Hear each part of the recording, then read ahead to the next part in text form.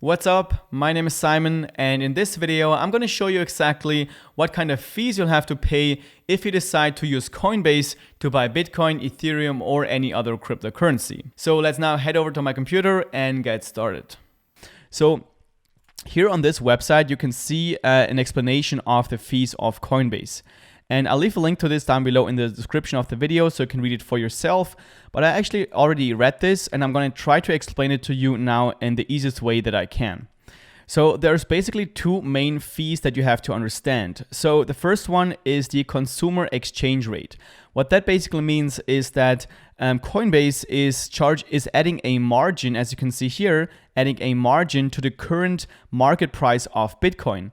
What that means is that your price that you'll be getting using Coinbase.com is a bit worse than the price that is actually trading at right now at the Coinbase Pro platform, which is like their main trading platform. So this is the first fee that you have to understand. And this spread, this margin that they're adding and basically taking as a profit for themselves is 0.5%, as you can see right here. So this is the first fee that you basically have to pay for each transaction. And now the second fee is the so-called Coinbase fee. This is a variable fee depending on multiple factors. So one of the factors is the amount that you are actually buying or selling. And then it also depends on your region, your product feature, and the payment type.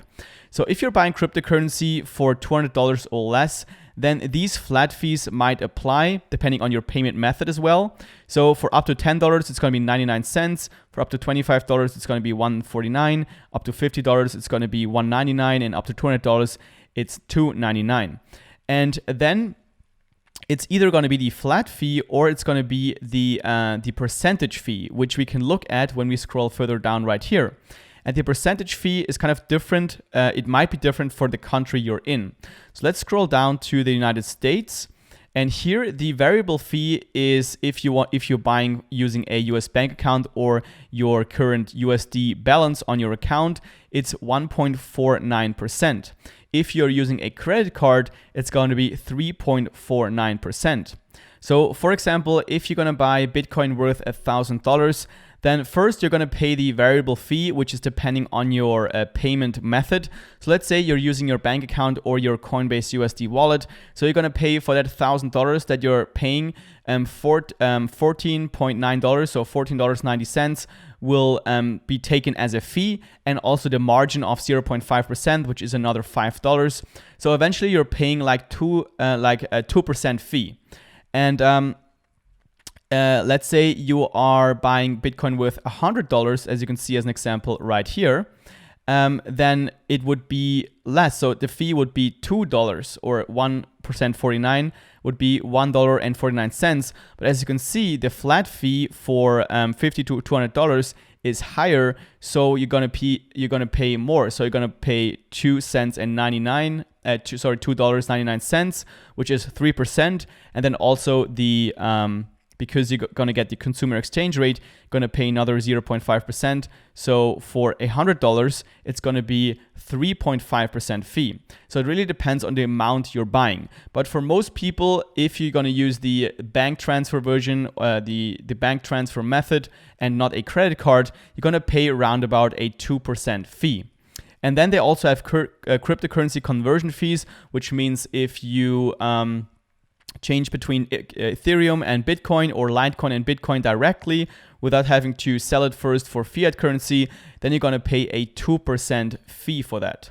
So I would say the main thing you should take away from these fees here is that you shouldn't buy using a credit card. The best way to buy using Coinbase.com is to use your just account balance by transferring money over to your Coinbase account first and then using your balance. In the United States, you can even connect it to your bank account, but for Europe, for example, this isn't possible. So you have to first deposit some fiat currency like euros into your Coinbase account, and then you can also buy with a 1.49% fee, again, plus the spread that they won't show you when you actually see the transaction before you're buying. So the cheapest way of buying cryptocurrency here on Coinbase.com is definitely to use a bank account or just the funds on your Coinbase account that you have transferred using a bank transfer. If you want to have even lower fees, then you're going to have to use Coinbase Pro, which is something that I'm going to cover in another tutorial. And if I already have made this tutorial, when you watch this video, it's going to be linked down below in the video description or also up here in the cards on the video screen. So I hope this video helped you getting a better understanding of how the fees work on Coinbase. This was actually a segment of my complete Coinbase tutorial that is also available here on YouTube. So if you want to learn more about how to use Coinbase from complete scratch, I'll leave a link to that tutorial down below in the video description. If you found this video helpful, make sure you click that thumbs up button down below and leave me a comment if you have any questions. Also, if you want to see more videos just like this one, make sure you subscribe to the channel. With that being said, thank you very much for watching and I look forward to seeing you in the next video.